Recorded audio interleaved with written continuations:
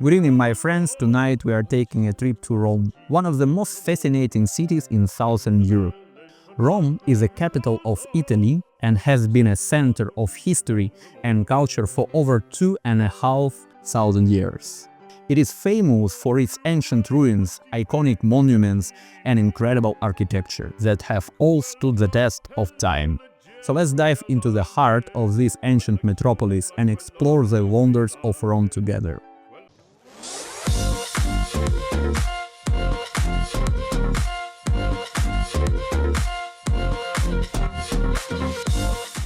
Rome is a home to some of most iconic landmarks in the world, like Colosseum, Roman Forum, and Pantheon. Each of these sites tell a story of grandeur of ancient Roman civilization.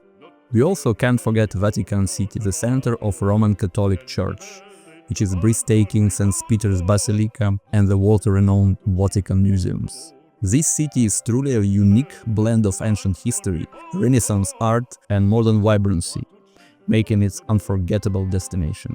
Rome is an ancient city, and on my way downtown I passed by incredible pieces of history. My journey started at the ancient bridge built by Emperor Hadrian, leading up to the Castle of Sant'Angelo.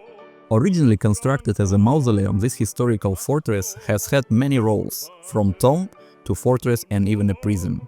It is a perfect example how Rome's structures have adapted over the centuries. The Castel Sant'Angelo is recognizable by its cylindrical shape and the angel statue at its peak.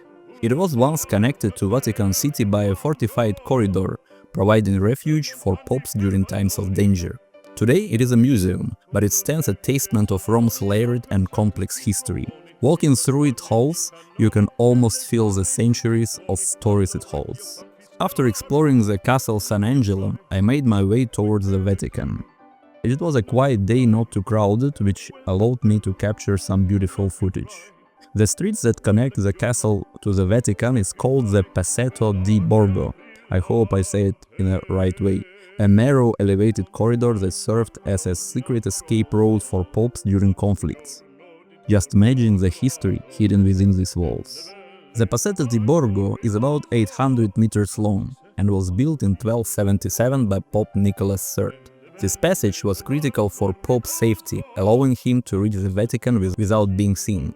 Also, it's not fully open to public today. Part of it can still be seen during guides' tour of the Castel Sant'Angelo. Walking here, you get a real sense of the secretive and strategic planning of the past.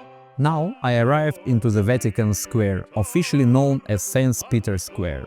The grand space was designed by Gian Lorenzo Bernini in the 17th century. It is a masterpiece of Baroque architecture. In the center there is an ancient Egyptian obelisk flanked by two beautiful fountains. The square is encircled by a magnificent colonnade that seems to embrace all who enter. It is sight that truly leaves you in awe. The highlight of St. Peter's Square is of course St. Peter's Basilica. It is one of the largest and most significant churches in the world. The entire square is designed to create a sense of harmony and unity, making the perfect place for public gathering and religious ceremonies. This area is not just a tourist spot, but a symbol of the Vatican's deep historical and spiritual significance. Alright, now I'm approaching the most famous landmark in Rome, the Colosseum, also known as Flavian Amphitheater. The Colosseum is an ancient Roman amphitheater, and it is considered as one of the greatest works of Romanian engineering and architecture. Built in the 1st century, it could hold up to 80,000 spectators. Imagine the grandeur of gladiatorial contests and public spectacles that took place here. Next to Colosseum you'll find another famous piece of ancient architecture, the Arch of Constantine. This triumphal arch was built in AD 315 to celebrate Emperor Constantine's victory at the Battle of Milvian Bridge. What is fascinating is that it incorporates reliefs from earlier monuments showcasing scenes from other imperial triumphs.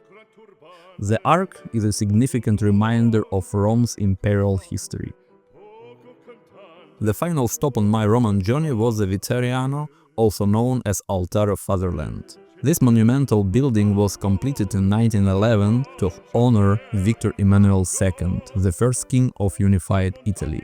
The Vittoriano is known for its massive white marble structure and grand staircase leading up to colossal statue of Victor Emmanuel II.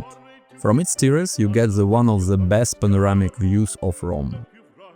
And that brings us to the end of our short but informative trip to Rome. I hope you enjoyed exploring